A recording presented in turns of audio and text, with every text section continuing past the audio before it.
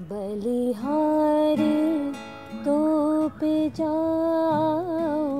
बलिहारी तो पे जाओ. Aujourd'hui, la Bibliothèque nationale et universitaire de Strasbourg vous emmène à la découverte de sa dernière exposition, Mahabharata, fragments et relectures, ouverte le 7 mars 2020, mais qui a dû fermer prématurément en raison de la crise du Covid-19. C'est pourquoi nous vous invitons aujourd'hui à découvrir ce monument de la littérature mondiale qui est à la base de l'hindouisme. L'exposition apporte un éclairage sur le Mahabharata et plus largement sur l'épopée indienne en puisant dans les riches fonds d'imprimés et de manuscrits de la bibliothèque.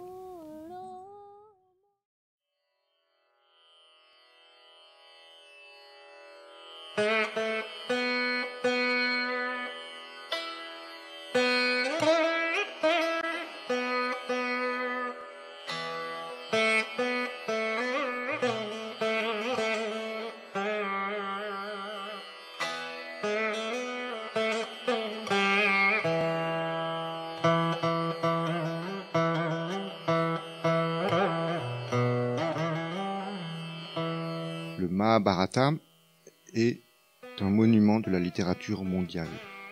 C'est la principale épopée de la culture indienne, c'est le socle de la religion hindouiste, et souvent, comme avec ces grands monuments de la littérature ou de la culture, on en connaît surtout les avatars qui peuvent être cinématographiques, picturaux, artistiques, théâtraux, musicaux. Et cette exposition, dans une bibliothèque, c'est l'occasion de montrer le Mahabharata dans ce qu'il est en réalité, c'est-à-dire un texte écrit.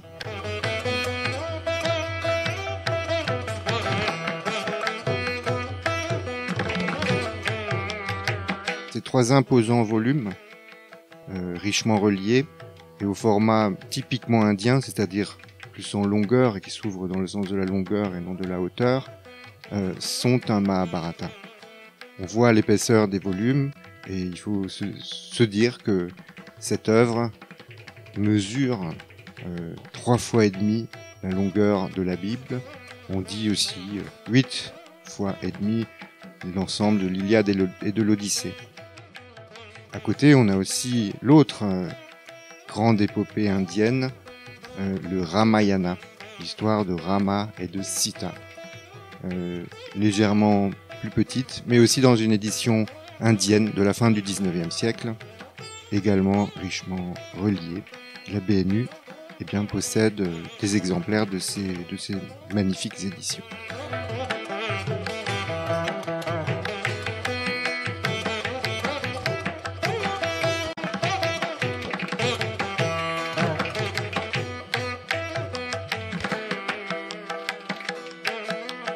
Le Mahabharata est un chant héroïque sur le combat fratricide entre les cousins Kaurava et Pandava. Ce combat est situé dans le nord-est indien. Le Mahabharata ne se résume pas à ce combat. Il est également accompagné par un ouvrage Harivamsha avec le texte sur Krishna, l'incarnation de Dieu Vishnu. Puis, on comprend mieux le Mahabharata si on réalise son caractère encyclopédique. Le Mahabharata contient un grand nombre d'épisodes, comme celle de Shakuntala, adaptés par le fameux poète indien Kalidasa ou la Bhagavad Gita, dans laquelle Krishna dévoile sa vraie identité divine. La Bhagavad Gita est également connue en Europe grâce à la contre-culture des années 60 et à l'Association internationale pour la conscience de Krishna.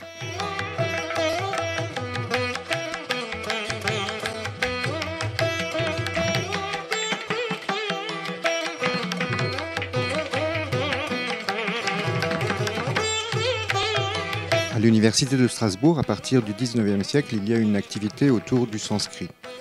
Mais c'est seulement à partir de 1870 que cela prend réellement de l'ampleur, avec la nouvelle université fondée par les Allemands et surtout avec la personnalité de Ernst Leumann qui y sera enseignant jusqu'en 1918. Pour procurer aux étudiants et aux chercheurs de la matière à étudier, ce sont bien sûr des imprimés qui ont dû être achetés ou acheminés à la bibliothèque, mais aussi des manuscrits. Il y a comme ça un fonds de 6000 imprimés, ce qui est assez considérable, et de 267 manuscrits qui ont rejoint la bibliothèque. Parmi ces 267 manuscrits, environ la moitié sont des manuscrits originaux, c'est-à-dire des manuscrits indiens écrits en Inde, en sanskrit ou dans d'autres langues d'ailleurs, et qui ont toutes sortes de sujets, toutes sortes de supports aussi. Il y a des feuilles de palmier, il y a du papier, il y a des choses très spécifiques. Et l'autre moitié, ce sont des outils pour la recherche. Ce sont déjà beaucoup de copies de manuscrits, donc de documents qui sont uniques et qu'on ne trouve pas comme ça en plusieurs exemplaires. Donc des copies faites par des étudiants, mais par des chercheurs, des professeurs. Et il y a aussi des papiers de chercheurs et également des volumes très complexes où on trouve plusieurs choses à l'intérieur, non seulement des copies de textes, mais aussi des commentaires de ces textes ou des appréciations faites par d'autres indianistes. On trouve aussi, enfin, dans nos archives, dans les archives de l'institution de la bibliothèque de cette époque-là, entre 1870 et 1918, les modalités de l'acheminement de cette documentation, qui sont donc les archives de la relation qu'il y a eu entre Strasbourg et l'université de Strasbourg et des institutions scientifiques indiennes en Inde, suite à l'appel pour la reconstitution d'une bibliothèque importante à Strasbourg après la perte de 1870.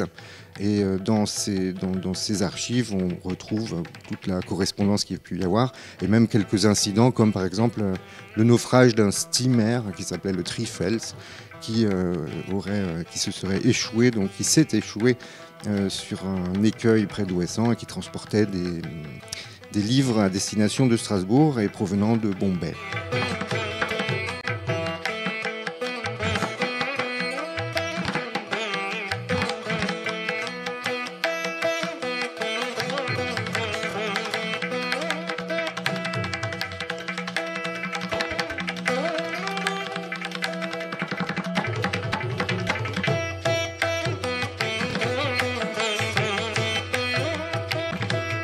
Le Mahabharata continue de nourrir l'imaginaire collectif, notamment dans les arts du spectacle indien, qui se présentent comme une fusion entre le théâtre, la danse et la musique.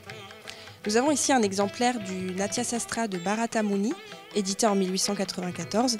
Cette œuvre est un texte fondateur pour les arts du spectacle indien, qui aurait été écrit entre le IIe siècle avant notre ère et le IIe siècle de notre ère, et qui expose les règles que doit suivre le théâtre, la danse et la musique. Par exemple, il est indiqué que la musique et la danse doivent apparaître au moment où l'histoire prend une tournure extraordinaire. Ces codes vont être largement repris par le cinéma. Dans un pays qui est divisé par les castes et de fortes inégalités, le 7e art joue un grand rôle politique et social.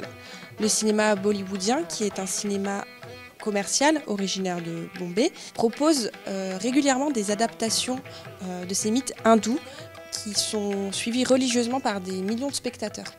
Ce succès s'explique par la réception des deux grandes épopées comme le Mahabharata dans la société. Les affiches du cinéma bollywoodien sont reconnaissables entre mille par leur langage visuel unique, comme ces trois affiches que nous avons exposées ici, qui sont faites de teintes très colorées et qui sont peintes à la main. Par exemple, nous avons l'affiche du film Hari Darshan, réalisé en 1972 par Chandra Khan. Le film tourne autour de la vie du dévot Prahlada, qui est connu pour sa dévotion totale au dieu Vishnu. Un autre point important de la culture indienne sont ces saris que nous avons choisi d'exposer. Un sari est une tenue portée par les femmes en Inde, qui se compose d'une longue pièce de soie ou de coton mesurant 5 à 10 mètres de long. Les drapés, les motifs et les couleurs varient du nord au sud du pays et chaque sari a son propre nom en fonction de la région dont il est originaire. Ici par exemple nous avons un lenga qui est une tenue portée à l'ouest du pays et qui se compose d'une longue jupe superposée d'une longue tunique ou d'un choli qui est une petite blouse resserrée au niveau de la poitrine. Le rayonnement du Mahabharata dans les arts du spectacle est mis en lumière également par ces marionnettes prêtées par la Bibliothèque nationale de France. Faites de cuir de buffle, de peinture, de fil et de baguettes, ces marionnettes représentent Betari Durga, déesse des maléfices, Baladewa, frère aîné de Krishna, et Garuda, oiseau mythique et monture du dieu Vishnu. Ces marionnettes sont issues du théâtre d'ombre traditionnel javanais, le Wayang Kulit. Le metteur en scène, scénographe et théoricien du théâtre Edward Gordon Craig va s'intéresser énormément à cette forme de théâtre et va acquérir en 1913 une collection de plus d'une centaine de ces marionnettes articulées, dont environ 60 sont des personnages et des dieux issus du Mahabharata. La collection Edward Gordon Craig va rejoindre la Bibliothèque nationale de France en 1957. Dans la dernière partie de l'exposition, nous présentons une douzaine de planches d'une bande dessinée qui est parue très récemment, qui est parue en octobre 2019 aux éditions Ozoni. C'est un petit peu l'esprit que nous voulions donner dans cette exposition, de mettre en dialogue une œuvre qui est une racine historique de la culture indienne et la création la plus contemporaine. C'est un petit peu l'esprit du Festival Ars Mondo et l'esprit de notre accompagnement par cette exposition. Le scénariste de cette bande dessinée, c'est Jean-Claude Carrière, qui réfléchit sur le Mahabharata depuis plus de 40 ans. Les illustrations sont assurées par Jean-Marie Michaud, qui a fait un travail d'adaptation graphique absolument extraordinaire.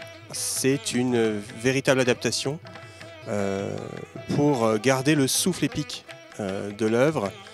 Un exemple parmi d'autres, il y a deux planches de la première bataille du Mahabharata, dont d'ailleurs la bibliothèque a fait l'acquisition pour l'une d'elles.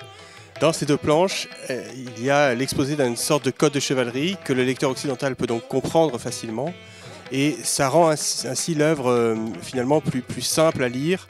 Je crois que c'est un véritable exercice pour que le Mahabharata entre dans une culture occidentale. Ce n'est pas seulement un transfert de culture, c'est vraiment une appropriation qui est voulue par là.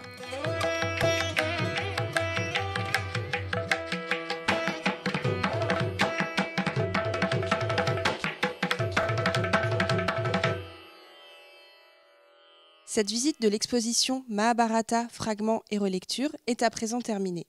Si cette thématique vous a plu et que vous souhaitez aller plus loin, rendez-vous en barre d'infos pour découvrir le compte-rendu de la conférence inaugurale de l'exposition, ainsi que la liste des œuvres exposées et leurs commentaires. Et si vous êtes déçu de ne pas avoir pu visiter l'exposition par vous-même, rassurez-vous, celle-ci sera de retour dans nos locaux en 2022. Pour plus d'informations, rendez-vous sur notre site internet www.bnu.fr ou sur nos réseaux sociaux. Merci de votre écoute et à bientôt.